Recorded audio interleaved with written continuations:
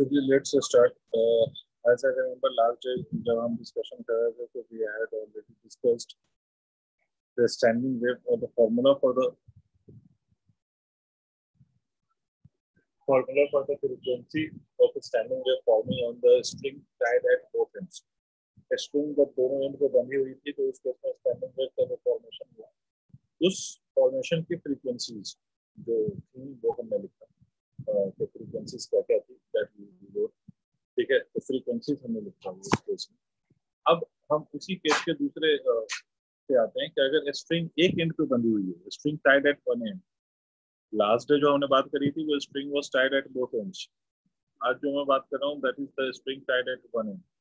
तो अगर एक स्ट्रिंग ये एक दीवार मान लो और string is tied at one and, ठीक है, मतलब ये स्ट्रिंग है आपकी जो एक एंड पे टाइड है, ये स्ट्रिंग है which is tied at one and and another and is free. मतलब आप इस एंड को पकड़ के जर्क दे सकते हो, मतलब आप इस वाले एंड को ना, राइट वाला जो एंड है विच इज फ्री, आप उसको पकड़ के आप इसको डिस्टर्ब कर सकते हो स्ट्रिंग को. Means you can give it a jerk. Jerk देने का मतलब है कि आप इसको X Y axis Y axis के अलोंग आप इसको ऊपर नीचे डिस्प्लेस कर सकते हो. तो एक बात तो क्लियर है सर कि अगर एक string is tied at one end तो एक बात तो ऑब्वियस है कि अगर ऐसा होगा तो मैं ये कह सकता हूँ कि ये जो पॉइंट है which is connected to a fixed wall, भाई एक एंड पे बंधी हुई है, तो जिस एंड पे बंधी हुई है उस पर तो नोड होगा ना. That will always be a position of node. A string is tied at one end with the wall and that end will always be a node. और दूसरा वाला जो एंड है, दूसरा वाला and, this end is free, so this end will form an antinode. सुन पाए मेरी बात कि भाई वो एंड फिक्स्ड है with the wall, that will form a node.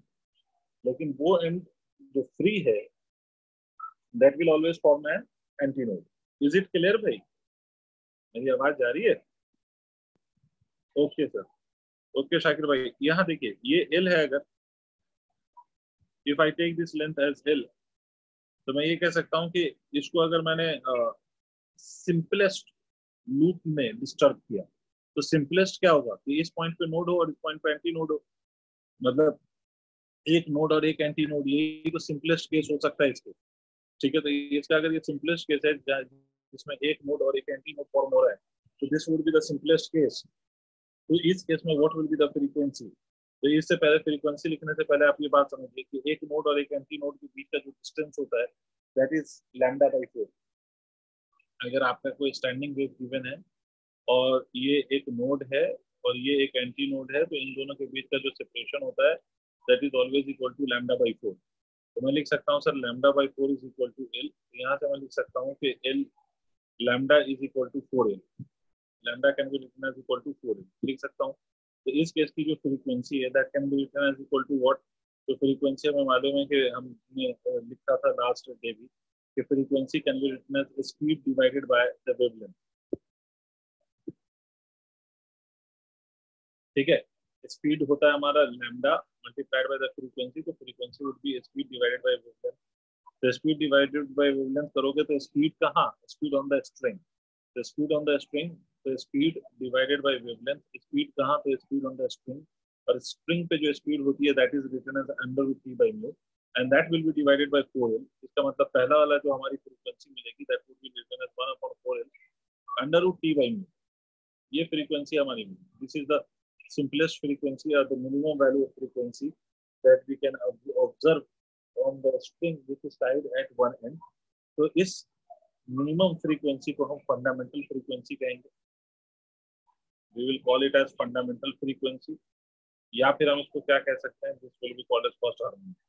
if you remember last day जो मैंने नाम लिखा था वही नाम यहाँ पर भी दिख रहा है कि either we will call it as fundamental frequency or we will call it as first harmonic. ये पहला केस.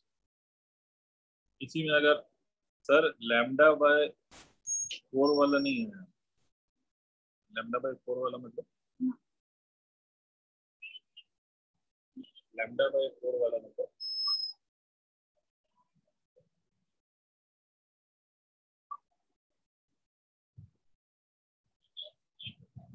अच्छा लैम्डा बाय 4 वाला ये स्टेप समझ नहीं आया, ये कहना चाह रहा हूँ.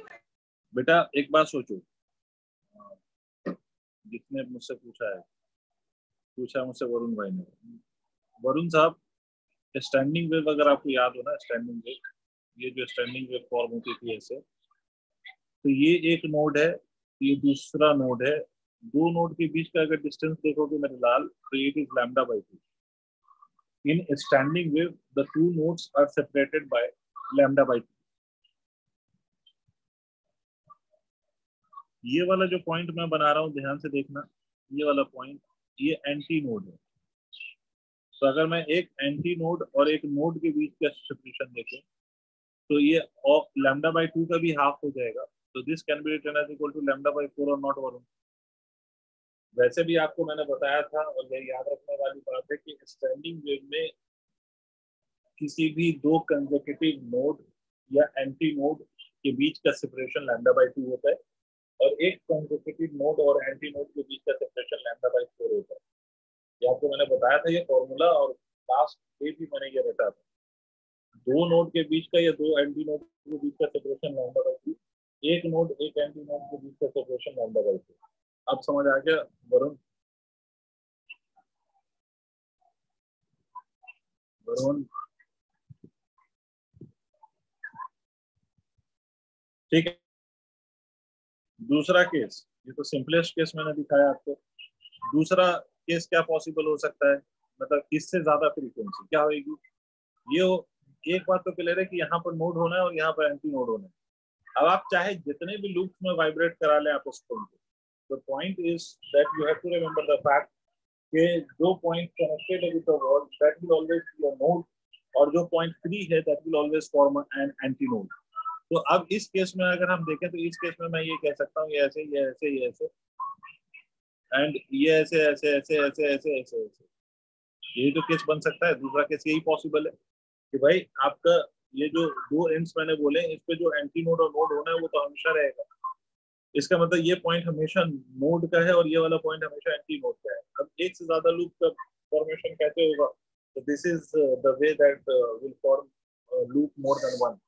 तो इस लूप में अगर आप ध्यान से देखेंगे तो ये देखिए, ये एक नोड, ये एक नोड, यहाँ से यहाँ के बीच की दूरी लैम्डा बाई 2, एक दो कंसेक्यूटिव नोड के बीच की दूरी लैम्डा बाई 2, और एक नोड और एक एंटी नोड के बीच की दूरी lambda by 2। This will be lambda by 4, this is lambda by 2। इन दोनों को अगर आप ऐड कर दो तो this must be equal to the value of L. तो lambda by 2 plus lambda by 4, this whole will be the value of L. तो लैम्डा बाई 2 लैम्डा बाई 4, ये जो है दोनों को ऐड करेंगे, will become equal to 3 lambda by 4. This is equal to 3 lambda by 4. तो इससे हमें क्या मिलता है सर? यहाँ से हमें मिलता है lambda is equal to 4L by 3. This is the value of lambda in this case. तो अगर हम फ्रीक्वेंसी लिखेंगे तो फ्रीक्वेंसी क्या लिखेंगे? V by lambda. तो V is by lambda, lambda में 4L by 3, इसका मतलब 3V by 4L। मतलब इसको अगर आप V की वैल्यू पुट करोगे तो this will be 3 by 4L under root T by mu, because we are taking the standing wave on the string, the speed of the wave on the string under root T by mu होता है। अच्छा, यहाँ पर अब बात समझिए, main जो point है वो मुझे यहाँ पर समझना। ये अगर आप ध्यान दीजिए तो मुझे बता सकता है कोई कि ये कौन सा हार्मोनिक है?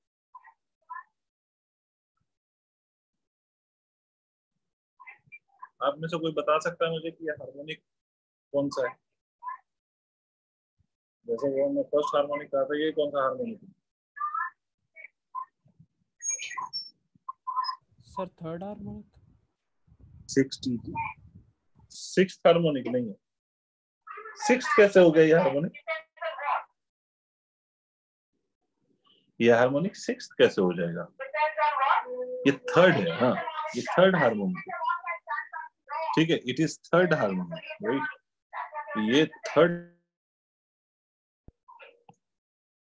भाई हार्मोनिक कौन डिसाइड करेगा? ये जो नंबर है ना ऊपर, ये जो n की वैल्यू जिसको हम मानते हैं, that will decide the number of harmonic.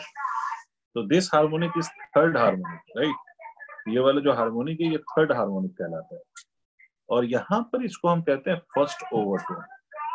This is known as first overtone. Harmonic third है और ओवरटोन कौन सा कहलाएगा? ये फर्स्ट ओवरटोन कहलाएगा।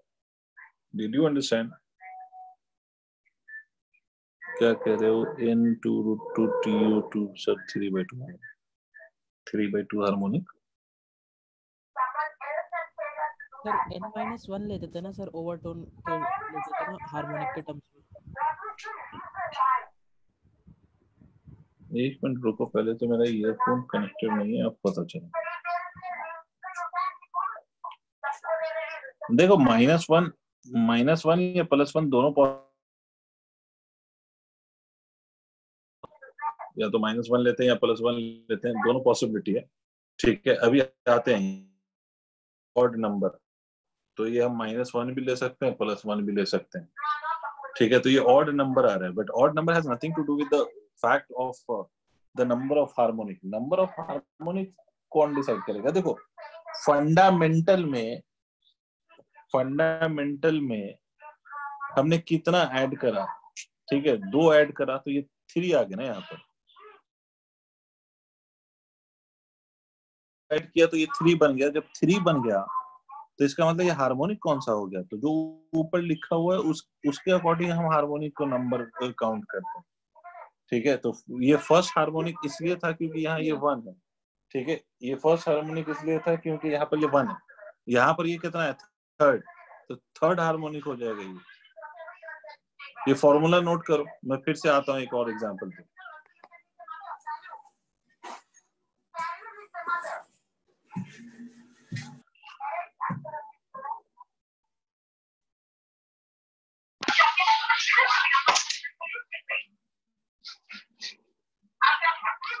ये नोट कर लिया फॉर्मूला आप लोगों ने?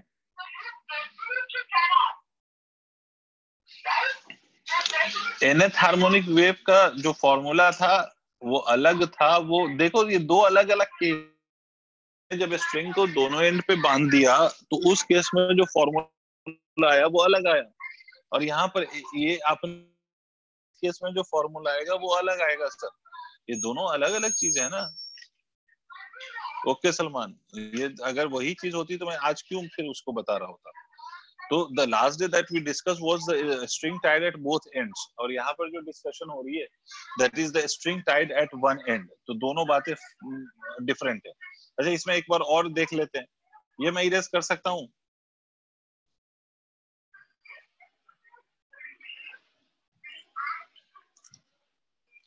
ठीक है, अब देखिए, इसी में अगर मैं आपसे ये कहूँ कि मैं इससे और लूप, नंबर ऑफ लूप्स और बढ़ाना चाहता हूँ, मैं और फ्रीक्वेंसी को चेंज करना बढ़ाना चाहता हूँ, तो एक बात तो क्लियर है, मैं बार बार कह रहा हूँ कि एंड पे तो हमारा वही बनेगा। एंड पे एक एंड पे नोड और दूसरे एंड पे एंटी नोड।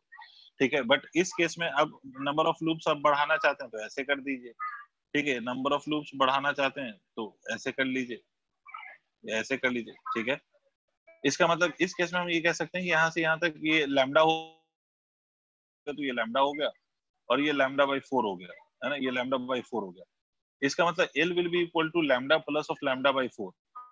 इसका मतलब this will be equal to 5 lambda by 4, means lambda will be equal to कितना? तो lambda will be equal to कितना? तो this will be equal to 4L by 5। This is the value of lambda. तो अगर मेरे को sir यहाँ पर फ्रीक्वेंसी लिखनी है तो फ्रीक्वेंसी में फिर से लिखूंगा L by 5, which is the value of lambda. This will become equal to 5 by 4L. This will become equal to 5 by 4L multiplied by the speed. The speed of the wave on the string will be written as under root T by mu. अगर आप ध्यान से देखो तो ये 5 by 4L आया है। अब आपसे कोई पूछ ले कि भाई यहाँ पर ये कौन सी फ्रीक्वेंसी हुई, तो हम कह सकते हैं this is the 5th harmonic. ये 5वां हार्मोनिक है सर, ये 5th हार्मोनिक, और it will be considered as second overtone.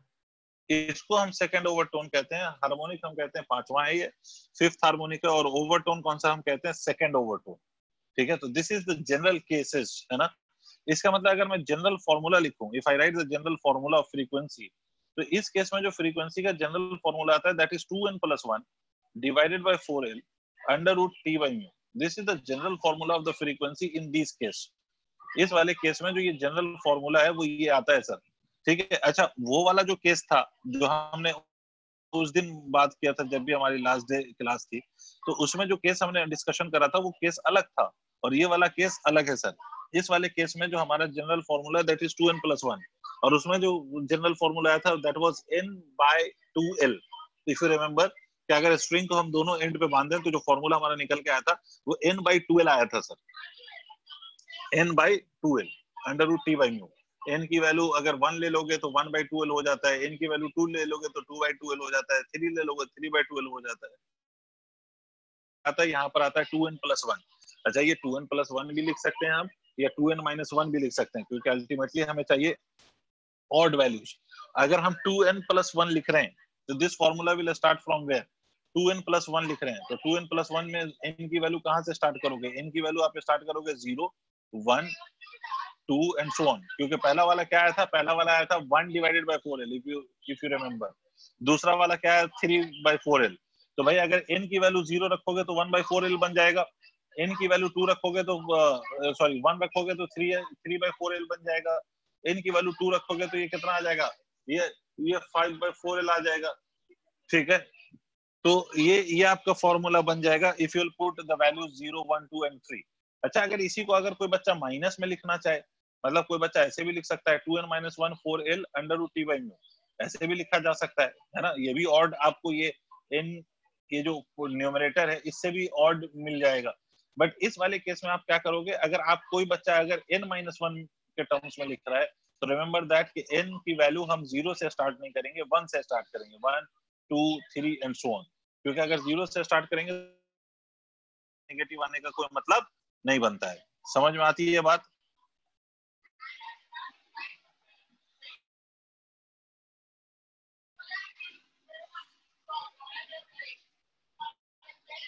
Note कर लिया तो मैं आगे बढ़ जाऊं। तो in this overtone is equal to n, overtone yes, overtone कितना होगा, तो जितना आप ऐड करते जा रहे हैं, देखो जब हमने 3 लिखा था तो हमने 3 में क्या लिखा था 2, n की वैल्यू कितनी थी सर हमारा 1, इसको हमने फर्स्ट ओवरटोन का 2 into 2 plus 1, तो इसको हमने सेकंड ओवरटोन का, मतलब कि n की value that is exactly equal to the overtone. तो ऑब्वियस सी बात है कि यहाँ पर ओवरटोन कितने हुए, n नंबर ऑफ ओवरटोन्स हुए, ठीक है, n नंबर ऑफ ओवरटोन्स हुए। क्लियर हो गई बात? अरे हाँ ना बोलो। And 2n+1 number is the harmonic, मतलब इसके लिए आप ये कह सकते हो कि 2n+1 2n+1 is 2n+1 harmonic, 2n+1 harmonic, और ये ओवरटोन कौन सा होगा, nth ओवरटोन। ये आप लिख लें अपने लिए, क्योंकि देखो यही same type of formula is repeated in the case of organ pipe, यही same type of formula organ pipe में रिपीट होता है।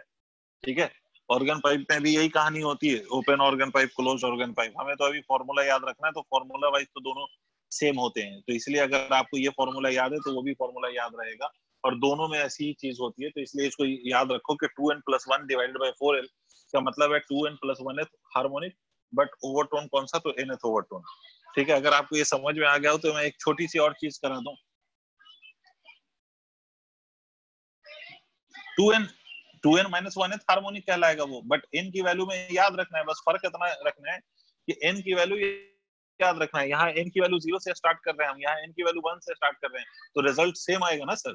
2n+1 हार्मोनिक कहें या 2n-1 हार्मोनिक कहें, बात बराबर है, क्योंकि हम जो n की वैल्यू शुरू कर रहे हैं ना बेटा, वो कहाँ से शुरू कर रहे हैं, वो दोनों में अलग अलग शुरू कर रहे हैं ना। मतलब अगर मैंने लिखा 2n+1 और मैंने लिखा 2n-1, तो यहाँ पर दोनों चीजें बराबर है। अब ये सर ऐसा कैसे सर, मैथमेटिकली तो ब्लंडर हो गया, ये कैसे आप बराबर कह रहे हो? इसलिए बराबर कह रहा हूँ क्योंकि n की वैल्यू यहाँ पर 0 से स्टार्ट किया है आपने, 0 1 2 एंड सो ऑन, और यहाँ पर n की वैल्यू आपने 1 2 ऐसे स्टार्ट किया, तभी तो ये हम या तो 2n+1 लिख लें या 2n-1 लिख लें, बात बराबर है। तो इसलिए हार्मोनिक की वैल्यू जो है या तो 2n+1 कह लें या 2n-1 कह लें, ये बात बराबर है, प्रोवाइडेड कि आप इस कंडीशन को यूज करेंगे। समझ में बात जिसने पूछा था, लेकिन इसमें दोनों ही में चाहे +1 आ रहा हो या -1 आ रहा हो, number of overtone is same. समझ रहे हैं आप मेरी बात? ठीक है, नेक्स्ट एक छोटा सा पॉइंट समझ लो, क्योंकि आपको एग्जाम्स में, एग्जाम के अंदर ये यूज होता है और इस पे सवाल बनते हैं, ये वर्ड यूज आएगा। ये एक प्रैक्टिकल मेथड है to measure the speed of sound on a string, और इस प्रैक्टिकल मेथड में कोई बेसिकली कुछ फॉर्मूला नहीं रखना है, चीजें समझनी है बस। फॉर्मूला तो वही है जो हमने पढ़ा है, सोनोमीटर। ये practical application है of a standing wave, and we measure the basically the speed of wave on a string by this practical method which is called as sonometer. ठीक है, ये ऐसा ही है जैसा साउंड के केस में ये प्रैक्टिकल मेथड जिससे हम स्पीड ऑफ साउंड को मेजर करते हैं, that is called as resonance tube, इसको हम कहते हैं सोनोमीटर। ठीक है, प्रैक्टिकली ये हम यूज करते हैं to measure the speed of a wave on a string. अब ये होता क्या है, बस try to understand the arrangement, क्योंकि आपको क्वेश्चन में वर्ड आ जाएगा सोनोमीटर, और आप वर्ड सोनोमीटर आते ही आप कंफ्यूज हो सकते हैं अगर आपको ये बात याद नहीं रहेगी तो। ऐसे कुछ भी इसमें नया नहीं है, सिंपली वही है जो स्टैंडिंग वेव हमने पढ़ा है। ठीक है, बस इसमें करते क्या है, प्रैक्टिकली हम कैसे मेजर करते हैं स्पीड ऑफ साउंड को, सॉरी स्पीड ऑफ वेव को ऑन अ स्ट्रिंग, ये हम समझते हैं बाय दिस सोनोमीटर। अब ये सोनोमीटर से हम कैसे समझते हैं, तो देखिए बेसिकली होता ही है कि एक मान लीजिए ये वुडन बॉक्स, ये एक वुडन बॉक्स होता है ना, आप इस बात को समझिएगा, एक ये वुडन बॉक्स होता है। ठीक है, इस वुडन बॉक्स में इधर आप ऐसा मान लो कि ये एक यहाँ पर एक स्ट्रिंग लगी हुई है, ये वायर होता है बेसिकली, तो ये वायर या स्ट्रिंग जो भी कह लें आप, यहाँ पर एक पुली होती है। ठीक है, यहाँ पर एक पुली होती है, और यहाँ पर एक ये ऐसे ये हुक लगा होता है, या आप ये समझ लो कि एक मासलेस पैन कनेक्टेड होता है। आप जैसे समझ लो इस बात को, या तो आप हुक कह सकते हो या आप कह सकते हो कि एक मासलेस पैन लगा हुआ होता है। ठीक है, ये एक मासलेस पैन है, ये आपको दिख रहा होगा, ये रोप है, ये मासलेस पैन है। इस मासलेस पैन पे we can put the weight. ठीक है, डिफरेंट वैल्यूज ऑफ वेट हम यहाँ पर रख सकते हैं। डिफरेंट वैल्यूज ऑफ वेट अगर हम यहाँ पर रखेंगे तो हमें क्या मिलेगा, डिफरेंट वैल्यू ऑफ टेंशन पता चलेगा। तो इसका मतलब है कि ये जो पैन है, इस पैन पे by putting the different values of weight we can change the value of tension in the string. और आपको ये बात मालूम है कि स्ट्रिंग में जो टेंशन अगर हम चेंज कर दें तो speed of a wave on a string depends on √T/μ। तो अगर हम ये चेंज कर देते हैं, इसका मतलब we can change the speed. ठीक है, तो इसलिए ये वाला जो है, अच्छा ये mass per unit length of the string is fixed, इस पे हम अलग अलग वेट रखते हैं to provide the different values of tension in the string. अब इस केस में हम करते क्या है, तो मेरी बात समझिएगा, इसमें दो चीजें होती हैं। ये ब्रिज कहलाता है, ये ऐसा होता है, ये आप देखोगे अगर लैब में कभी गए हो शायद, तो ये ऐसा देखा होगा आपने, ये दो ब्रिज होते हैं, इसको आप खिसका सकते हो, इसकी पोजीशंस को आप चेंज कर सकते हो। और इसकी पोजीशन को अगर आप चेंज करोगे तो इसकी पोजीशन को चेंज करने से you can change the position of nodes and anti nodes. You can change the position of nodes and anti nodes. मेरी बात सुनिएगा, you can change the position of nodes और anti nodes by changing the position of these two bridge. ठीक है, अच्छा एक बात, दूसरी बात ये भी याद रखें कि ये ब्रिज जो है ना, ये ब्रिज, इस ब्रिज पे यहाँ पर you will be getting node only. ठीक है, यहाँ पर आपको क्या मिलेगा, node, because these points are fixed. ये ब्रिज फिक्स नहीं है, but because it is rigid support, bridge is a rigid support. तो अगर ये स्ट्रिंग वाइब्रेट करेगी तो ब्रिज के पार्टिकल को वाइब्रेट नहीं करा सकती। तो ये जो पॉइंट्स मैंने रेड से मार्क करा है, these will always form a node, ये हमेशा नोड होगा। मतलब वो पॉइंट जो ब्रिज पे लाई करेगा will also be a node, वो पॉइंट जो पुली पे लाई करेगा it will B a node, और वो पॉइंट जो एंड इस एंड पे बंधे हुए पार्ट ऑफ द स्ट्रिंग पे लाई करेगा वो भी will be the point of node. Clear हो गई बात? अब बात समझिएगा, मान लो कि हमने ब्रिज की पोजीशंस को कहीं पर भी छोड़ दिया हो। ठीक है, इस पर एक पेपर हम रखते हैं, पेपर, इस पर पेपर का टुकड़ा, मतलब बहुत छोटा सा टुकड़ा रख देते हैं, बहुत छोटा सा टुकड़ा। ठीक है, इट इज अ पेपर टुकड़ा। ठीक है, ये पीस ऑफ पेपर कह सकते हो, स्मॉलेस्ट पीस ऑफ पेपर या small piece of paper, piece of paper है ये। और ये जो पीस ऑफ पेपर है इसी को हम राइडर कहते हैं, this is known as rider. ये जो पीस ऑफ पेपर है उसको एक नाम दिया जाता है, it is called as rider. ये पीस ऑफ पेपर का मतलब सर ये बहुत छोटा पीस ऑफ पेपर है। ठीक है, अब करते क्या है, अब सुनिएगा मेरी बात, करते क्या है, एक ट्यूनिंग फोक लेते हैं, एक ट्यूनिंग फोक लेते हैं, और वो ट्यूनिंग फोक जितने भी फ्रीक्वेंसी का लोगे वो फ्रीक्वेंसी तो आपको पता होती है, तो आप उस ट्यूनिंग फोक को लेते हैं और यहाँ पर इसको टच कराते हैं। ये ट्यूनिंग फोक लिया, ट्यूनिंग फोक लिया, ठीक है, ये ट्यूनिंग फोक, और इस ट्यूनिंग फोक को यहाँ पर टच करा दिया, ये ट्यूनिंग फोक लिया, और इस ट्यूनिंग फोक को टच करा दिया, तो ट्यूनिंग फोक जब भी लोगे तो उसकी कुछ फ्रीक्वेंसी होगी। अब ट्यूनिंग फोक को टच कराया यहाँ पर, तो होगा क्या, होगा ये कि ट्यूनिंग फोक को टच कराया, ये इसकी कुछ फ्रीक्वेंसी है, ठीक है, तो ये स्ट्रिंग वाइब्रेट करेगा। भाई आपने क्या किया, ट्यूनिंग फोक की वजह से स्ट्रिंग में वाइब्रेशन आएगा, because string will be disturb. देखो एक वाइब्रेटिंग चीज को लाके दूसरे ऑब्जेक्ट के साथ अगर टच करा दोगे तो वो भी वाइब्रेट करने लग जाता है ना, तो इसका मतलब ये जो ट्यूनिंग फोक है उसको लाके आप वायर के साथ टच करा रहे हो तो it will start vibrating, right, it will start vibrating, ठीक।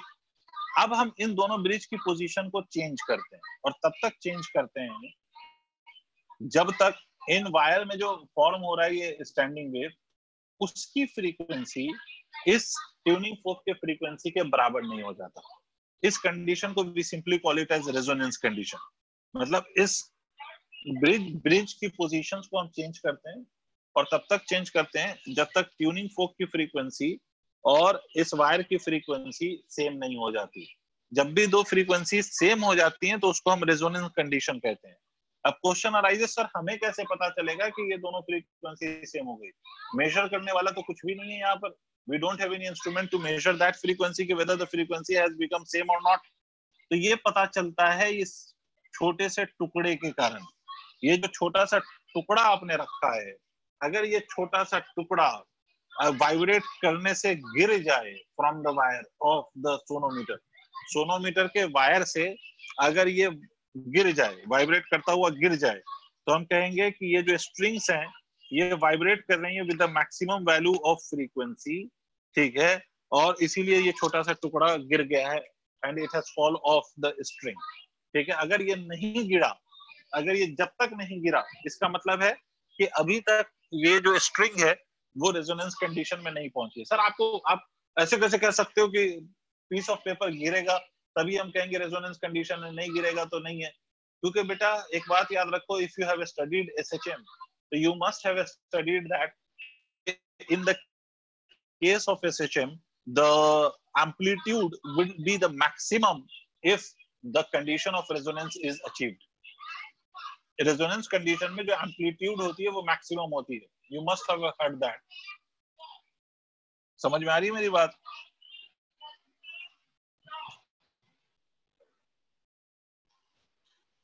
सर ये सोनोमीटर आपको समझ आ गया कि सोनोमीटर में हम कर क्या रहे हैं? बेसिकली सोनोमीटर में आप ये याद रखो कि स्टैंडिंग वेव का फॉर्मेशन हो रहा है, और स्टैंडिंग वेव का फॉर्मेशन हो रहा है। दूसरी बात याद रखो कि sonometer is the case of formation of standing wave on the string tied at both ends. Standing wave का फॉर्मेशन हो रहा है, और कैसे, कौन सा केस है ये? String tied at both ends. क्यों ये केस है string tied at both ends? क्योंकि अगर ये एंड देखो तो ये टाइड है, ये एंड देखो तो ये पुली पर है, पुली इज फिक्स्ड, तो these two points will always form a node। समझे? तो सोनोमीटर में बस एक बात याद रखनी है आपने कि ये जो पॉइंट्स है ये हमेशा नोड बनाएंगे। रेजोनेंस कंडीशन तब अचीव होगी जब ये जो फ्रीक्वेंसी इस ट्यूनिंग फोक की वो फ्रीक्वेंसी ऑफ वाइब्रेटिंग स्ट्रिंग के बराबर हो जाए, तो उस केस में रेजोनेंस कंडीशन अचीव होगी। और रेजोनेंस कंडीशन अचीव हो गई तो एक बात तो क्लियर है कि हमें करना क्या है, बेसिकली रेजोनेंस कंडीशन अचीव हो गई तो हमें एक बात मालूम है सर कि ये फ्रीक्वेंसी और इसके ऑसिलेशन की फ्रीक्वेंसी सेम हो जाएगी। अरे नहीं आ रहा, ये फ्रीक्वेंसी और ये इसके ऑसिलेशन की फ्रीक्वेंसी क्या हो जाएगी? सेम हो जाएगी। दोनों की फ्रीक्वेंसी को इक्वेट करके हम v की वैल्यू नहीं निकाल सकते। मेरी आवाज ब्रेक हो रही है।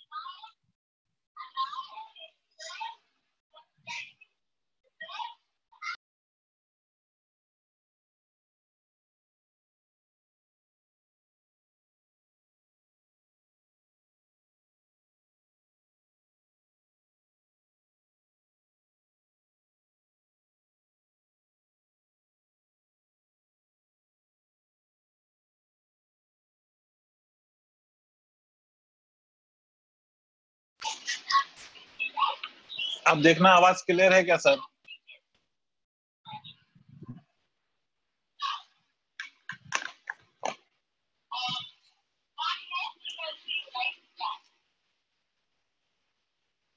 अब आवाज जा रही है मेरी और क्लियर है क्या आवाज?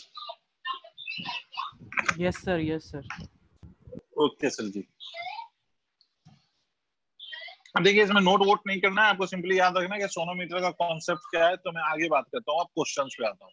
ठीक है, क्वेश्चन पे छलांग लगाओ, क्वेश्चन क्वेश्चन खेलो जल्दी जल्दी। पहला क्वेश्चन, सिंपल क्वेश्चन, बात समझे। आपसे कहा गया the length of the sonometer wire between two fixed ends is 1.10 metre.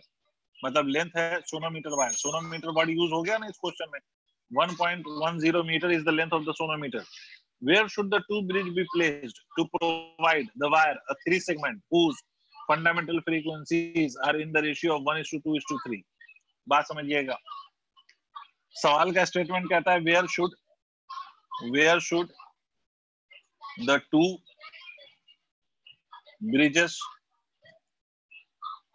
must be placed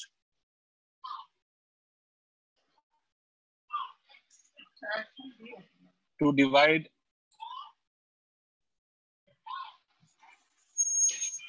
the wire into three segment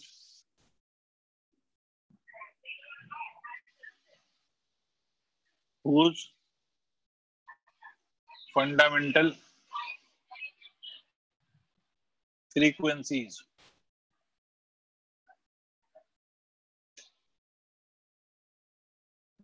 fundamental frequencies are 1:2:3। जिसकी फंडामेंटल फ्रीक्वेंसी किस रेशियो में 1:2:3। पहले क्वेश्चन नोट करो, मैं क्वेश्चन समझाता हूँ।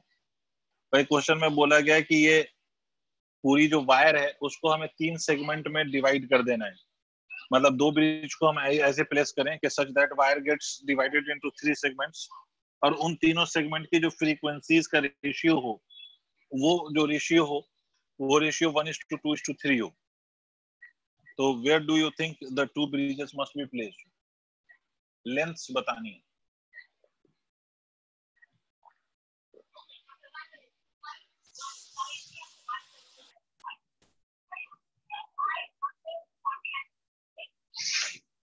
Did you write the question?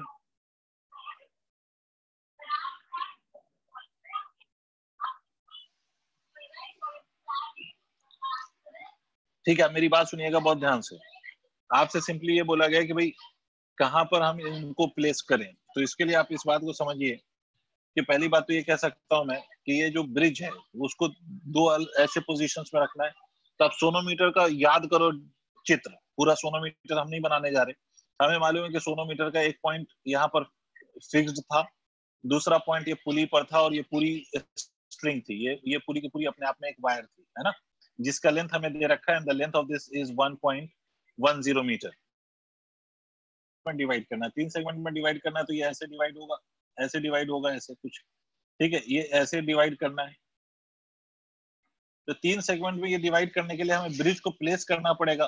तो मान लो यहाँ पर ब्रिज को, एक ब्रिज यहाँ पर रखा और एक ब्रिज यहाँ पर रखा। तो आपसे यही पूछा जा रहा है कि इस ब्रिजेस को कहाँ कहाँ पे रखा जाए। ठीक है, सो दैट ये 3 सेगमेंट में डिवाइड हो, और सिर्फ डिवाइड ही नहीं हो, इनकी जो फ्रीक्वेंसी का रेशियो हो ऑफ ऑसिलेशन वो 1:2:3 हो। ठीक है, मान लो ये लेंथ L1 को रिप्रेजेंट कर रहा है, ये मान लो ये L2 है और ये L3 है। तो ये तीनों लेंथ यहाँ पर सेम नहीं हो सकते। क्यों नहीं हो सकते? Because the frequency that he is asking for is not same. The ratio of the frequencies are 1:2:3। तो रेशियो ऑफ फ्रीक्वेंसी सेम नहीं है, तो length should not be same. मतलब ये ऑसिलेट करेंगे बट इनके लेंथ अलग अलग होंगे, तभी तो फ्रीक्वेंसीज अलग अलग होगी। ठीक है, तो अब एक बात तो क्लियर है सर कि फ्रीक्वेंसीज अलग अलग होगी। तो L1 plus of L2 plus of L3 this whole length is equal to 1.10 metre. इसमें तो हमें कोई शक नहीं, this is my one of the equation. भाई ये सम तो अभी भी इतना ही आएगा। दूसरा पॉइंट अगर आप देखो तो आपको एक बात समझ में आएगी कि when you write the formula of the frequency you get n is equal to, अच्छा कंफ्यूज नहीं होना, यहाँ पर मैंने फ्रीक्वेंसी के लिए n लिख दिया था। Anyways, f is equal to 30 और 90, f is equal to 1/4 L under root T by mu. I have got one answer from someone, Shakir. Shakir ने बताया मुझे कि 30 और 90 सेंटीमीटर, 30 और 90 सेंटीमीटर मतलब 0.3 मीटर 30 है, बट नहीं 30 और 90 नहीं आ रहा। तीन लेंथ है तो तीनों अलग अलग लेंथ आएगी बाबू। तीनों लेंथ चाहिए हमें। अब देखो ये मैंने जो फॉर्मूला लिखा है ये आपको दिख रहा होगा, ये फॉर्मूला 2n+1 करके जो भी लिखो आप। तो अब मेरे को एक बात बताओ, ये जब भी हम फॉर्मूला लिखेंगे तो इसमें एक बात तो क्लियर है, 4 is constant under root t by mu is constant because these are not varying. t vary कर सकता था बट इस क्वेश्चन में वेरी नहीं कर रहा, तो हम कह सकते हैं कि f multiplied by l is always a constant. ये तो हम कह सकते हैं ना कि f multiplied by l is always a constant, और f मल्टीप्लाइड बाय l अगर कांस्टेंट है तो हम ये भी कह सकते हैं कि sir f1 l1 f2 l2, ठीक है, f1 l1 f2 l2 is equal to f3 l3, ऐसा कह सकते हैं। इसका मतलब I can simply claim that कि आपका जो लेंथ है l1 is to l2 is to l3, that would be the inversely related to the frequencies 1 upon f1 is to 1 upon f2 is to 1 upon f3। बस ये formula रटवाना है मुझे, ठीक है, 1 upon f1 plus 1 upon f2 plus 1 upon f3। Simply ये formula रटो, इस फॉर्मूले पे वैल्यूज रखो, सॉल्व करो। यहां तक नोट करो भाई, ये फॉर्मूला रटवाना है मुझे।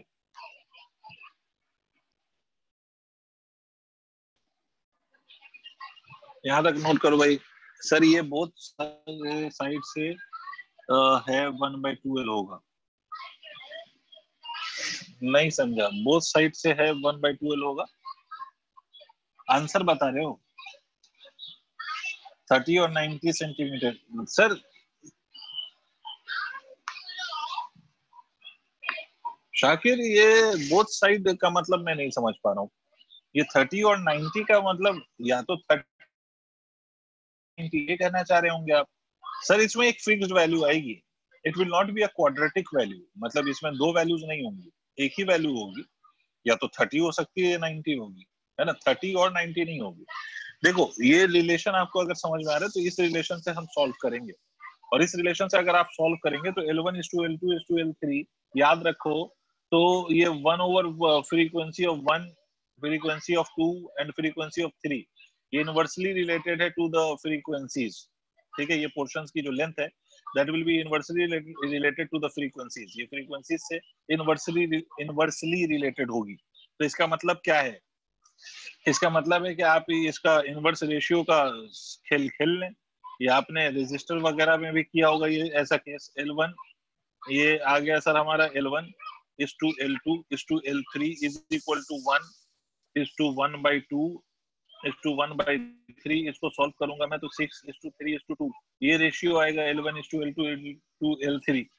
अब हमें ये वैल्यू निकालनी है, तो L1 निकालने के लिए हम क्या करते हैं, L1 का ratio divided by sum of the ratio, तो ये कितना हो जाएगा 11 multiplied by total length is how much, total length is 1.10। अब ये जो भी आ जाए वो L1 होगा। इसी तरह से L2 निकाल सकते हैं, इसी तरह से L3 निकाल सकते हैं। क्लियर है सर?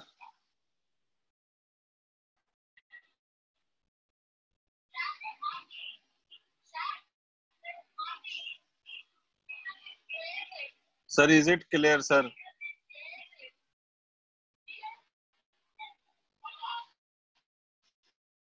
Yes sir. एक बार और, ठीक है, फिर से मैं समझा देता हूँ एक बार और। देखिए बेटा हमसे ये बोला गया है कि इस वाले में हम इस पूरी स्ट्रिंग को we want to divide into 3 segments और 3 पार्ट्स सच दैट कि फ्रीक्वेंसी का जो रेशियो हो उन तीनों सेगमेंट का वो 1:2:3 हो। तो हमसे बोला है कि हम इन ब्रिज को कहां पर प्लेस करें, मतलब what should be the length at which we place the bridge so that हमारा जो फ्रीक्वेंसी का रेशियो है ना, the vibration of the individual part या इंडिविजुअल सेगमेंट वो कितना है, वो 1:2:3 है। तो इसके लिए हमें ब्रिज को कहां पर प्लेस करना पड़ेगा।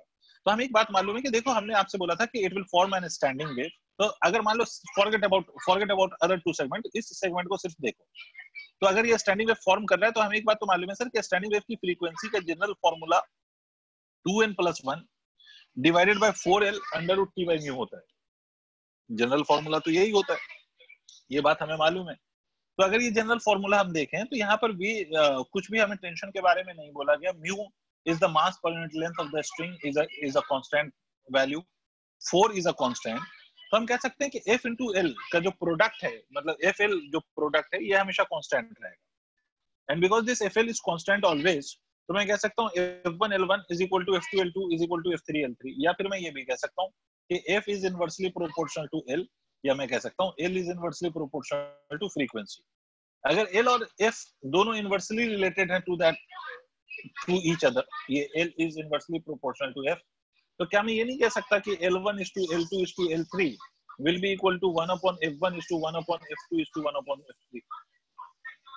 यही तो लिखूंगा मैं, ठीक है, 1 upon F2 1 upon F1 is to 1 upon F2 is to 1 upon F3, ठीक है, यही तो लिखूंगा रेशियो। समझ रहे हैं मेरी बात? ये ratio L1 is to L2 is to L3 का ये रेशियो लिख दिया, is equal to 1 upon F1 is to 1 upon F2 is to 1 upon F3, और यहाँ से L1 L2 L3 की वैल्यू निकालेंगे। Sir F is equal to 1 by 4 L root, बेटा ये फॉर्मूला अभी बताया था ना, standing wave tied to both the ends of the string, sorry standing wave tied, ये बोथ एंड पे टाइड था या एक एंड? अच्छा, तो इसमें कंफ्यूज हो गया होगा क्योंकि मैंने फॉर्मूले में गलती कर दी है, sorry, it is 1 by 2L Tide at both and, sorry. Now your confusion is clear?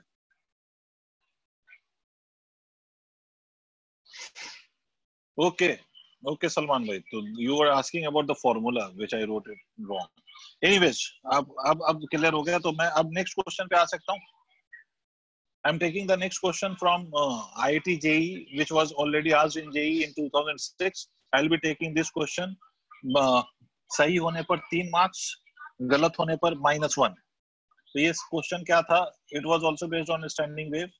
Question क्या था? इस क्वेश्चन में पढ़ दूंगा, पहले तो आप ये समझें.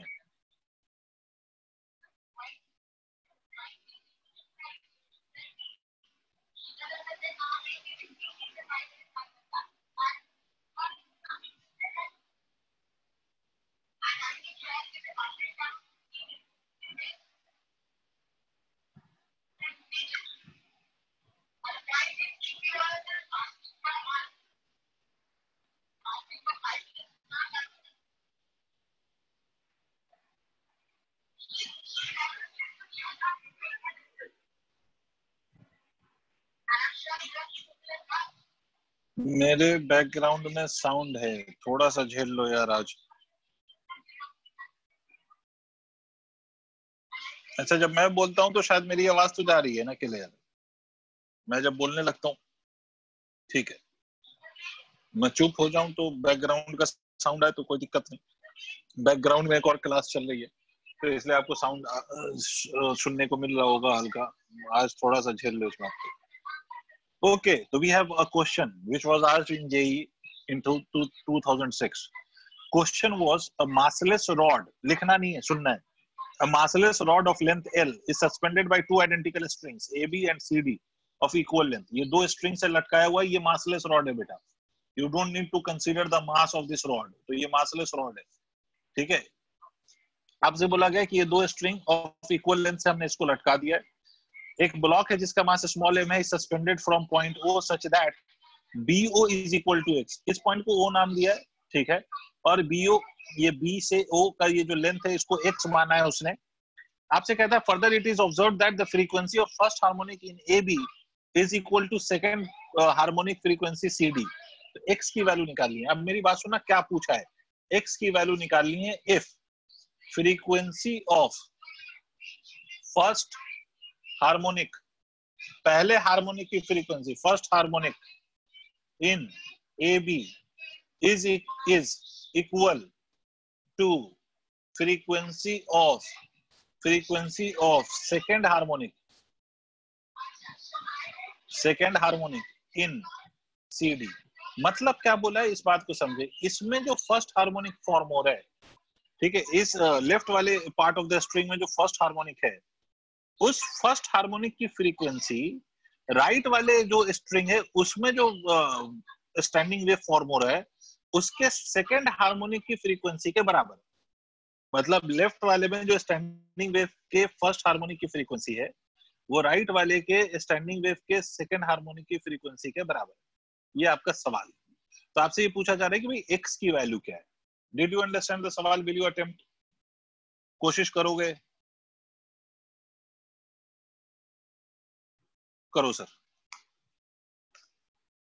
करो, मुझे आंसर बताओ।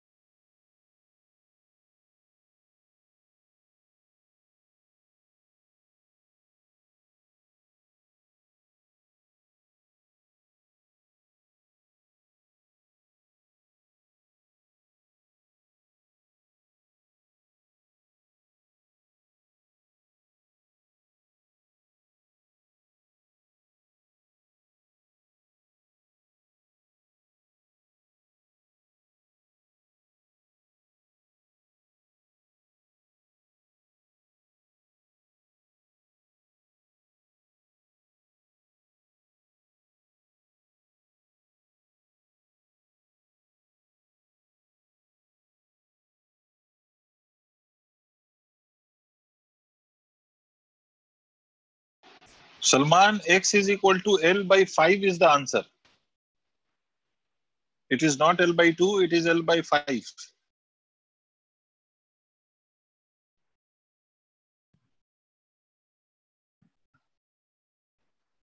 First of all, can you tell me what kind of L by 5? Yes, Varun. What kind of situation is this? I mean, this string is connected. So is this the string connected at both the fixed ends or one end is free? Which formula will you use?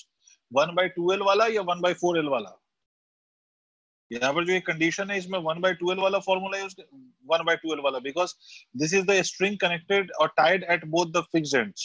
Because rod is also fixed, because you cannot move the particles of the rod, and you cannot move. Yes, Shakir. You cannot move the particle of the rod. Neither you can move the particle of this support which is here. तो इन दोनों का आप particle move नहीं करा सकते. तो इसका मतलब है कि this is the case of the string fixed at both ends. तो हमसे सिंपली फॉर्मूले में बेसिकली क्या बोला गया, अच्छा ये दोनों स्ट्रिंग अलग अलग है, ठीक है, तो इसमें जो टेंशन होगा ये मान लो TAB है, और इसमें जो टेंशन है वो TCD है, या T1 T2 मान लो, जो मन करे वो मान लो. तो भाई ये दोनों टेंशन पहली बात इक्वल नहीं होंगे, है ना. अच्छा ये बात याद रखो कि अगर दो स्ट्रिंग अगर इक्वल दो स्ट्रिंग अगर अलग अलग हो तो टेंशन सेम हो सकता था अगर रॉड इक्विलिब्रियम में होता और कोई उसके साथ ये ब्लॉक अटैच नहीं होता. तो खैर मैं उस पर ज्यादा चर्चा नहीं करूंगा, बिकॉज जो मैकेनिक्स वाले पार्ट में आजम सर आपको ये पढ़ा रहे होंगे, तो मैं उस पर बात नहीं कर रहा हूँ. मेरी बात सिंपल सी इतनी है कि इन दोनों में टेंशन सेम नहीं है. इसमें एक हार्मोनिक का फॉर्मेशन हुआ है, मतलब इसमें जो फर्स्ट हार्मोनिक जो फ्रीक्वेंसी है, इसमें ये जो फर्स्ट हार्मोनिक है उसकी जो फ्रीक्वेंसी है, और इसमें जो ये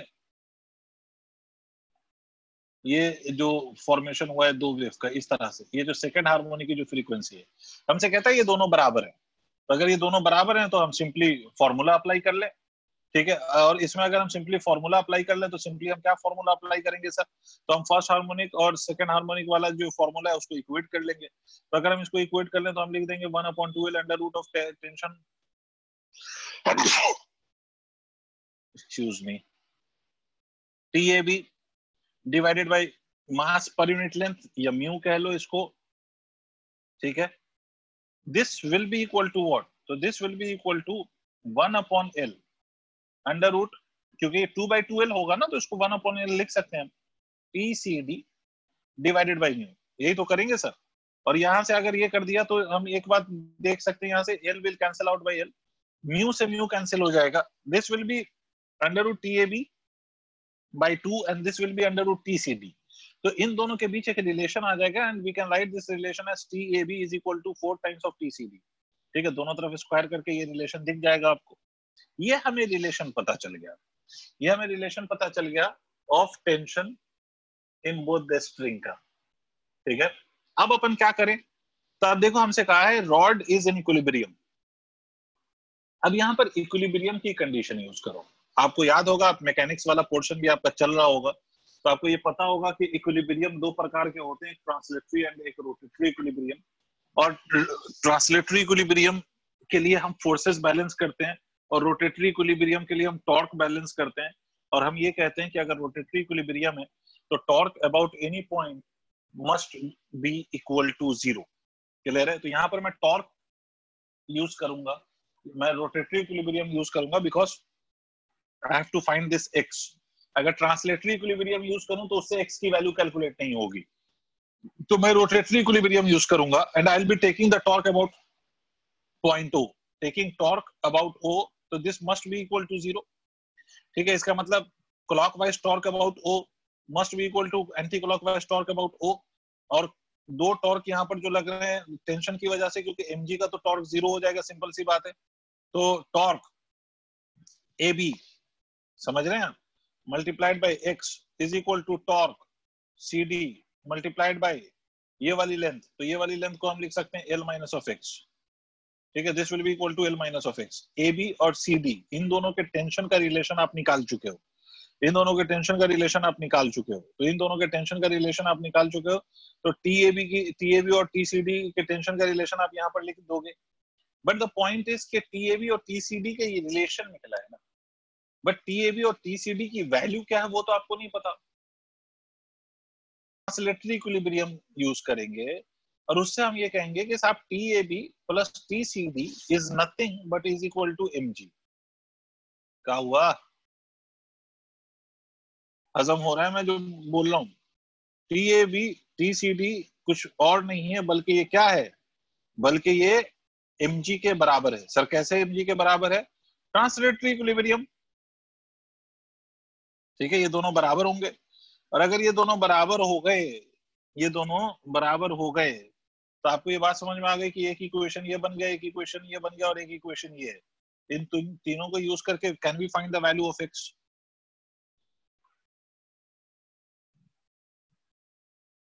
यस अब सर। एक बात और साथ साथ ध्यान से मेरी समझो कि यहाँ पर वेव का कॉन्सेप्ट कितना सा यूज हुआ है, बस ये, बाकी तो मैकेनिक्स ही यूज कराया है ना।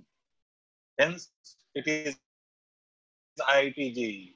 एक ही चैप्टर में आपको दो कॉन्सेप्ट यूज करवा रहे हो, एक तो स्टैंडिंग वेव का यूज करवा दिया उसने फॉर्मूला, और दूसरा कॉन्सेप्ट बच्चे के दिमाग में आना चाहिए भाई, टकराएगा तभी तो वो कर पाएगा कि भाई यहाँ पर इक्विलिब्रियम की भी कंडीशन आ रही है, और इक्विलिब्रियम में भी translatory as well as rotatory दोनों की कंडीशन उसमें आ रही है। ठीक है सर, आगे बढ़ जाऊं? कर लोगे आप ये फर्दर सॉल्व? x की वैल्यू L/5 आएगी सर, सॉल्व करोगे x की वैल्यू L/5 आएगी। F एंड R में क्या एंगल है? F मतलब फ्रीक्वेंसी और R मतलब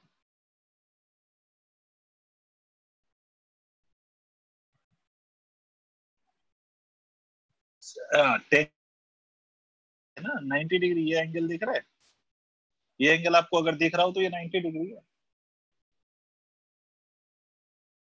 जो कनेक्टेड होगी बच्चे मेरे वो 90 डिग्री पे होगी ना। ठीक है, तो I am erasing this, I will come to one more question which was asked in JEE 2002।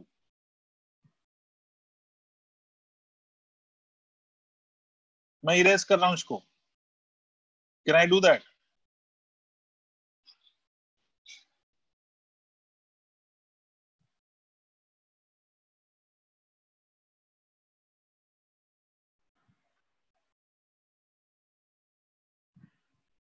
एक बार आंसर निकाल दूं, चलो निकाल देता हूं। तो TAB is equal to TCD is equal to mg। इसको मैं अब ऊपर सॉल्व करके आंसर बताता हूं।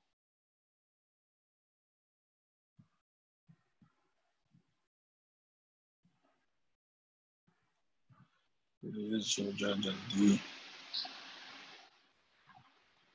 देखिए, TAB TCD is equal to mg। यहाँ मैं TAB की वैल्यू पुट कर दूं तो मैं कह सकता हूँ 4 TCD plus of TCD is equal to mg, that is equal to 5 TCD is equal to mg, और यहाँ से मैं कह सकता हूँ TCD is equal to mg by 5। ये आ गया हमारा TCD की वैल्यू। इस वैल्यू को मैं इसमें पुट करूंगा, पुटिंग दिस इन इक्वेशन 1। तो TAB की जगह मैं लिख दूंगा 4 टाइम्स ऑफ TCD ठीक है, और मल्टीप्लाइड बाय x, ये तो वैसे भी बिना mg ये वैल्यू निकाले भी पता चल जाता है ये, और ये मैं निकालूंगा TCD into L minus of x, तो TCD से TCD कैंसिल हो गया, 4x is equal to L minus of x, x इधर आ गया तो 5x is equal to L, तो x की वैल्यू कितनी आ गई, x is equal to L by 5। ठीक है, अब इसी में अगर एक स्टेप और आगे बढ़ा दूं मैं क्वेश्चन को, what will be the values of frequencies in both the string, तो स्ट्रिंग में जो फ्रीक्वेंसी की वैल्यू लिखनी है उसके लिए आप ये फॉर्मूला यूज करोगे, और ये फॉर्मूला यूज करोगे तो उसके फॉर्मूले में आप ये वैल्यू रखोगे, टी की वैल्यू रखोगे टेंशन की, तो आंसर आ जाएगा। तो भाई x is equal to L by 5 अब आ गया, अब क्लियर है। आगे बढ़ जाऊं, नेक्स्ट क्वेश्चन पे आऊं सलमान।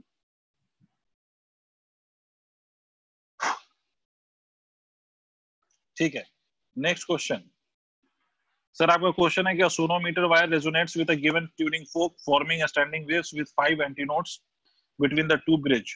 मैं क्वेश्चन आपको एक्सप्लेन कर दूंगा। When a mass of 9 kg is suspended from the wire, when this same mass is replaced by mass capital M, the wire resonates with the same tuning fork, forming 3 antinodes for the same position of the bridge. The value of M. मैं बताता हूं आपको क्या है। देखिए, ये एक bridge है, ये एक ब्रिज है, सोनोमीटर का ये दो ब्रिज है। तो इनिशियली इस दोनों ब्रिज के बीच का जो वायर का पार्ट है, that was resonating with 5 antinodes. ये कितने एंटीनोड्स बना के रेजोनेट कर रहा है, 5। ये ऐसे 2 3 4, 4 के बाद 5, ये मैं ब्रिज को शिफ्ट कर देता हूँ थोड़ा सा, देखो तो 5 बन गए, देखना 5 एंटीनोड में ये ऑसिलेट कर रहा है, 1 2 3 4 5, 5 यही बन गया था। ठीक है, ये 5 मतलब यहाँ पर ब्रिज, मतलब आपसे कहता है कि हमने ये सोनोमीटर का वायर है ये, और दो ब्रिज के वायर बीच जो वायर का लेंथ है, ठीक है, वो रेजोनेट कर रहा है विथ 5 एंटीनोड्स। ठीक है, and that is resonating with a tuning फोक। उस ट्यूनिंग फोक की फ्रीक्वेंसी आपको नहीं गिवन है, बट आपको ये गिवन है कि यहाँ पर जो हमने वेट यूज किया ना, वो जो पैन मैंने दिखाया था, तो वो जो वेट यूज किया है वो यहाँ पर weight is equal to 9 kilogram. अब आपसे कहता है कि when 9 kilogram is replaced by m kg, then same wire resonates with same tuning fork, forming 3 antinodes. Find m. सवाल क्लियर है आप लोगों को? भाई वही वायर है, जब मास 9 किलोग्राम का था तो वो रेजोनेट कर रहा था ट्यूनिंग फोक के साथ, it was resonating with tuning फोक, ठीक है, फॉर्मिंग 5 एंटीनोड्स। जब वही वायर हमने फिर जब उसी वायर में सेम ट्यूनिंग फोक रखा, but the mass is replaced by capital M, तो हमसे कहता है कि यही यही अब रेजोनेट कर रहा है, यही वायर फिर से रेजोनेट कर रहा है with the same tuning fork, but this time it is forming only 3 antinodes. ठीक है, तो आपको बताना है कि what is the value of M. I am giving you time to think about it. 1 minute का समय लो, सोचो, बताओ आंसर।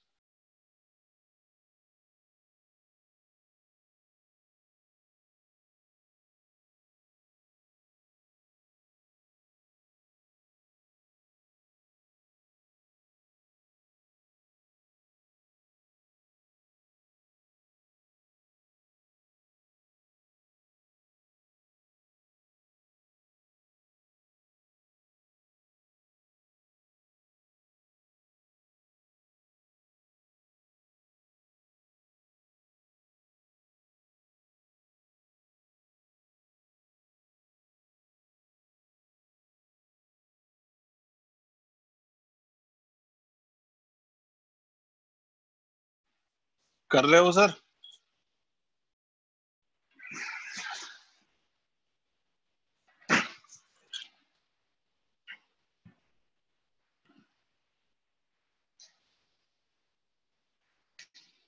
सॉल्व कर रहे हैं आप लोग?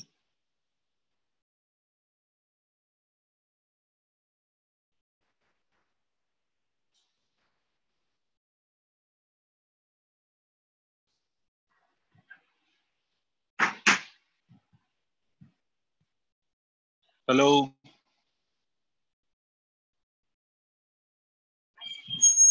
ठीक है सर, सॉल्व करिए फिर मैं बताऊंगा।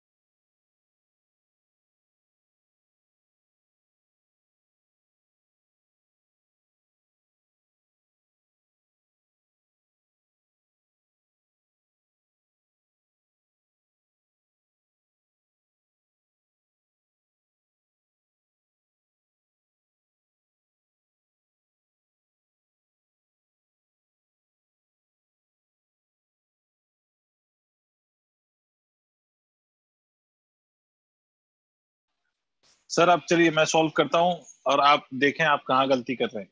तुम्हें समय ज्यादा लग गया, आई होप आपने क्वेश्चन नोट कर लिया होगा, तो मैं स्टेटमेंट वाला पार्ट इरेज कर रहा हूँ। देखिए पहले केस में आपसे कहता है 25 नहीं है।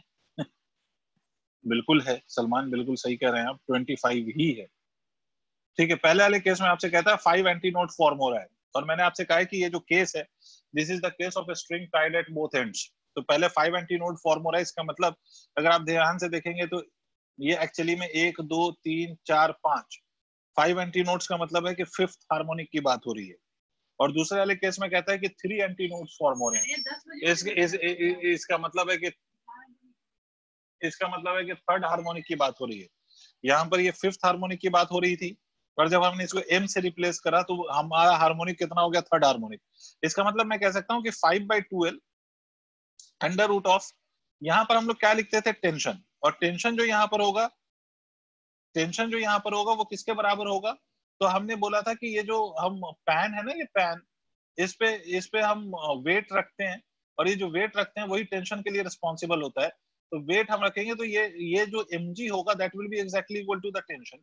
इसका मतलब हम इस बात को कितना लिख सकते हैं, 9 multiplied by g divided by mass per unit length of the wire is equal to 3/12 under root m multiplied by g divided by mu. इसको सॉल्व करो।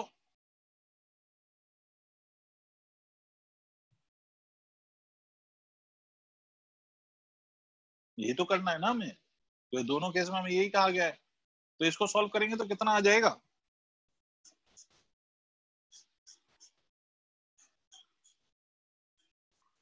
सिंपल सा, इसी को सॉल्व करेंगे तो m इज इक्वल टू 25 आ रहा है क्या, देख लो, m इक्वल टू 25, खत्म।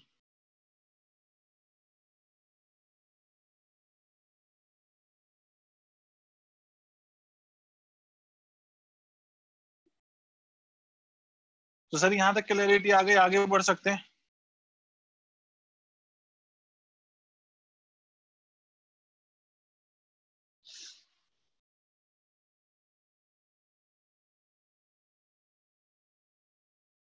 ठीक है सर, अगर आपको यहाँ तक बात समझ में आ गई है, आपको यहाँ तक क्लैरिटी है, तो अब मैं आपको एक आगे की एक छोटी सी बात समझा दूं पहले, उसके बाद फिर I come back to the next topic. तो उससे पहले एक सवाल आपको सुनना पड़ेगा और समझना पड़ेगा पेशेंस के साथ। सर इस प्रकार के सवाल आपको, अगर आप एससी वर्मा सॉल्व करते या करते होंगे तो आपको इस प्रकार के सवाल मिलेंगे। मैं आपको बताता हूँ ये कैसे सवाल होते हैं, और उसको जरा सा मेथड सीख लेते हैं सॉल्व करने का, क्योंकि हमें बेसिकली क्वेश्चन ही सीख रहे हैं, तो एक और वैरायटी ऑफ क्वेश्चन सीख लेते हैं। इस पर एचसी वर्मा में कई सारे क्वेश्चंस हैं जो इस बेस पे गिवन है। ठीक है, तो चलिए मैं बताता हूँ कैसे सवाल होते हैं। सवाल से मैं कॉन्सेप्ट सिखाऊंगा। जैसे सवाल बोला जाए कि वी हैव 2 मेटेलिक स्ट्रिंग्स, हमसे सवाल ये बोला गया कि हमारे पास 2 मेटेलिक स्ट्रिंग्स हैं, ठीक है, 2 मेटेलिक स्ट्रिंग्स हैं और दोनों का मटेरियल डिफरेंट है and they have been connected in series forming a joint. Basically ये सवाल ऐसे बोला जाता है कि आप ऐसा अस्यूम करें कि आपके पास ये 2 रोप है या 2 स्ट्रिंग्स हैं, ये 2 डिफरेंट स्ट्रिंग्स हैं, ऐसे इस तरह से, ये एक स्ट्रिंग है, ये दूसरी स्ट्रिंग है, 2 स्ट्रिंग्स हैं आपके पास और इन दोनों को हमने ज्वाइन कर दिया है। तो ये पॉइंट जहां पर हमने ये ज्वाइन किया, ये जानबूझ के मैं 2 अलग अलग, एक मोटा और एक पतला दिखा रहा हूँ ताकि आपको ये बात समझ में आए कि we are joining the 2 different strings at a point, right? The length of A is LA, ये वाला A मान लो, ये B मान लो, तो ये जो LA है that is equal to 0.3 और LB की जो वैल्यू है that is equal to 0.75, both the units are meter. आपसे कहा गया one end of the combined string is tied with support rigidly and the another end is loaded with a block of mass M passing over a frictionless pulley. इसको हमने ये fix कर रखा है और इस वाले का जो एंड है वो it is passing over a pulley and it has been connected to a block of some mass, right? ठीक है, ब्लॉक ऑफ मास m, ये क्वेश्चन में मेंशन किया है हमने। आपसे कहता है the transverse wave are set up in the combined string using the external source of variable frequency, calculate the lowest frequency for which standing waves are observed such that the joint is a node. बात समझना। अब ये जो पूरा arrangement है इसमें हमने क्या किया, स्टैंडिंग वेव सेटअप किया, स्टैंडिंग वेव हमने सेटअप किया, ठीक है, स्टैंडिंग वेव हमने सेटअप किया है, ठीक है। अब हमारा प्रश्न ये है कि हमसे कहता है कि the lowest frequency for which standing wave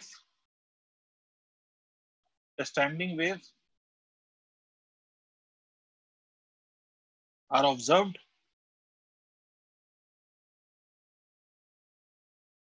with या such that the joint is a node।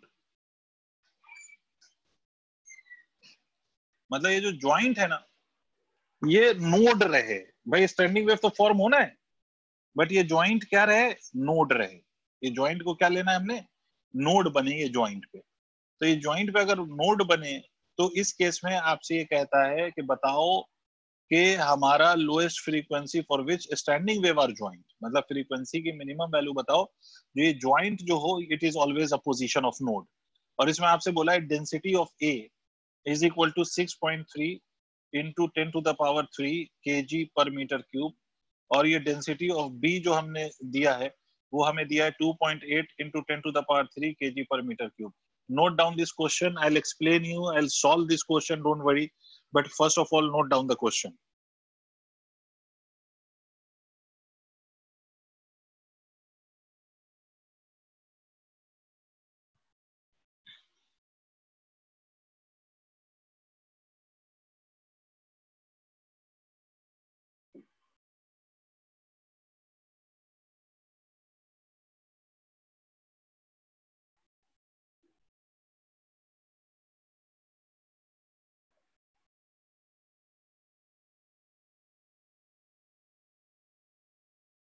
Question note करने के बाद मुझे बताइएगा ताकि मैं आगे सॉल्व करूं।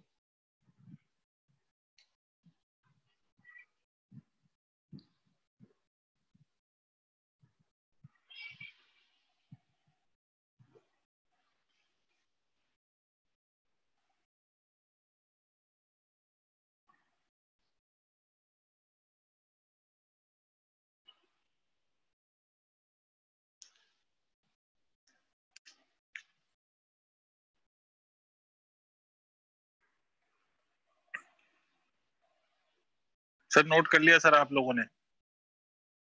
Salman, Shakir, Varun?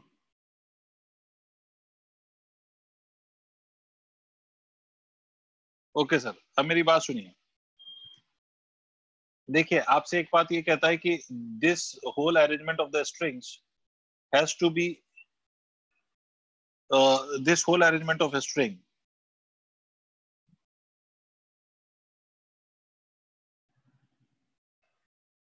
is set up with a transverse wave. देखिए इस पूरे अरेंजमेंट में you have to set up a transverse wave with the same external source.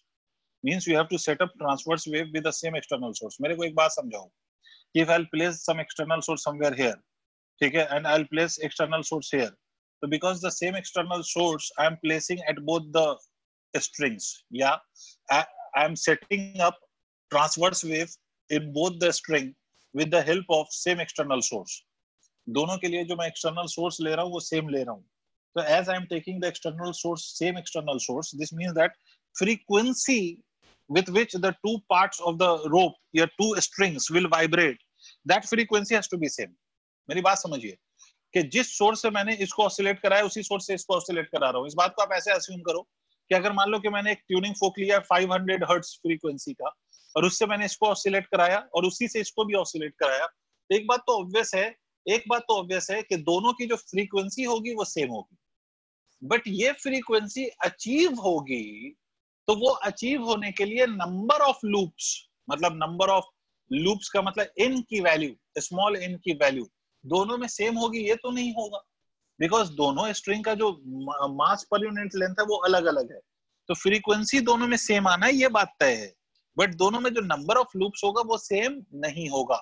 Is it understood?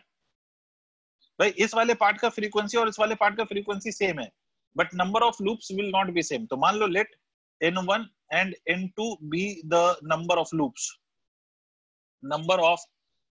in two strings. भाई ये स्टेटमेंट समझने में कोई दिक्कत है तो बताओ. ये अगर समझ गए तो क्वेश्चन तो सॉल्व हो ही गया है. नंबर ऑफ लूप्स का मैं मतलब बता देता हूं. Let n1 and n2 be the number of loops in both strings.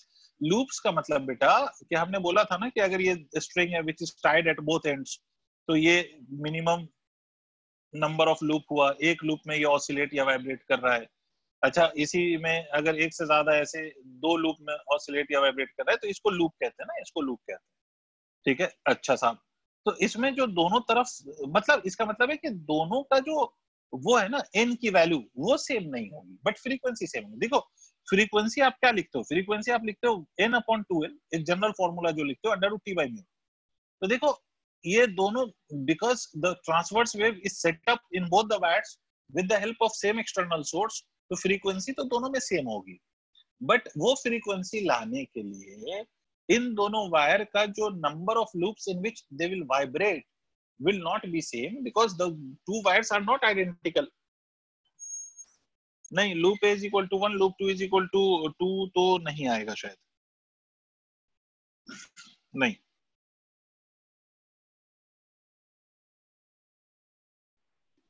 anyways I am solving this. पहले आप ये बात अगर समझ गए हो तो फ्रीक्वेंसी तो सेम है but to have that frequency the number of loops in both the wires is not same. तो अब मैं लिखूंगा फॉर्मूला अप्लाई करूंगा n1/2 into L of A √T. Tension will be same because एक ही load लिया है आपने मास m का, मतलब वेट दोनों वायर के लिए सेम है तो tension has to be same. T divided by area of cross section D है. ऑल्दो मैंने अलग दिखाया है एरिया ऑफ क्रॉस सेक्शन आपको, but remember this area of cross section is same because area of cross section के लिए कुछ value नहीं दी गई है. इसका मतलब what you have to assume is the same cross sectional area in both the part of the wire. उसके बाद इस तरह हम लिखेंगे n2 divided by twice of L B. T same रहेगा, एरिया सेम है, डेंसिटी ऑफ B. भाई मैंने आपको स्पीड को टेंशन और डेंसिटी एरिया के टर्म्स में लिखना सिखाया था तो इसलिए मैं डायरेक्ट फॉर्मूला यूज कर रहा हूँ. अब यहाँ से अगर हम सॉल्व करेंगे तो हमें n1/n2 जो मिलेगा that will be equal to LA/LB under root of density of A divided by density of B. यही तो बनेगा relation. LA/LB density of A divided by density of B. मतलब n1/n2 का जो रेशियो यहाँ से निकलेगा that will be LA is 0.3, LB is equal to 0.75. densities are given to us. densities were 6.3 into 10 to the power 3 और इस वाले का जो डेंसिटी था वो था 2.8 into 10 to the power 3. ठीक है, तो इसको सॉल्व करेंगे तो कुछ वैल्यू आ जाएगी. इसको सॉल्व करेंगे तो वैल्यू आएगी ना.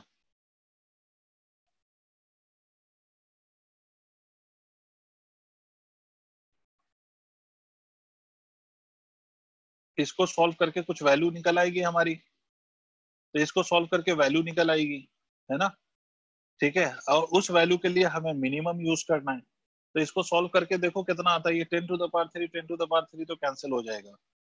ये 6.3 और 2.8, इसको डिवाइड करेंगे 6.3 और 2.8, इसमें मुझे वैल्यू चाहिए, तभी मैं इसका लास्ट स्टेप बता पाऊंगा।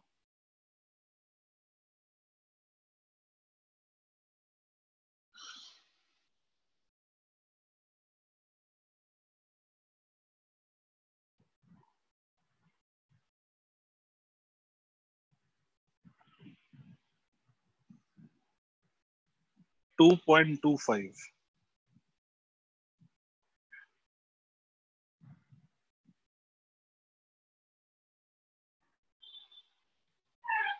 2.25, इसका रूट आया 1.5, ये तो आ गया 1.5, ठीक है। और ये 0.3, रुक जाओ, लेट मी चेक।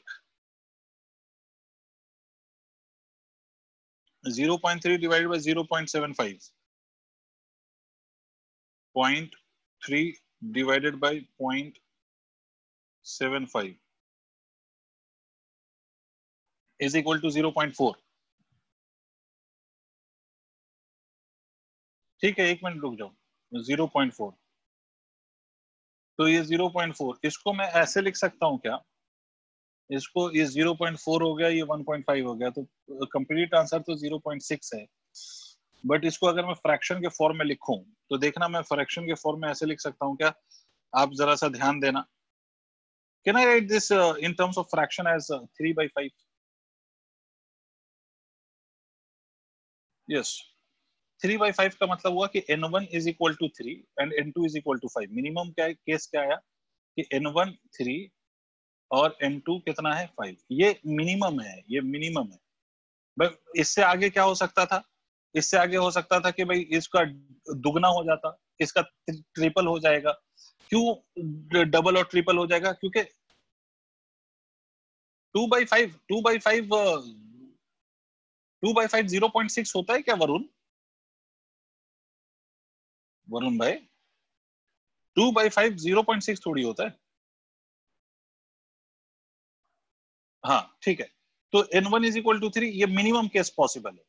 तो मिनिमम अगर हमसे बोला गया था तो n1 या तो n1 की वैल्यू लिखूंगा तो 3, या n2 की वैल्यू लिखूंगा तो 5। n1 या n2 हमें पता चल गया, तो या तो n1 की वैल्यू यहाँ पुट करके फ्रीक्वेंसी निकाल लो, या n2 की वैल्यू यहाँ पुट करके फ्रीक्वेंसी निकाल लो, ठीक है। ये मिनिमम क्यों है सर, क्योंकि यही हमने सिंपलेस्ट लिया था ना, वैल्यू क्या ली थी हमने, n1 और n2, ठीक है, यही लिया था हमने, ठीक है। तो n1 और n2 की मिनिमम वैल्यू तो यही आएगी। अब अगर इसका अगला वाला फ्रीक्वेंसी हमसे कोई पूछता, तो नेक्स्ट वाला 2 से मल्टीप्लाई कर देते ऊपर नीचे, 6/10 हो जाता। उससे नेक्स्ट वाला कोई पूछता तो 3 से मल्टीप्लाई कर देते, 9/15 हो जाता। समझ रहे हो, मिनिमम क्या आएगा, 3/5। Is it understood? ठीक है, इसको नोट कर लीजिए। और आज यहीं तक, नेक्स्ट डे हम इसमें साउंड वेव की चर्चा करके खत्म करने की कोशिश करेंगे। मैं एंड कर रहा हूं। ओके वरुण।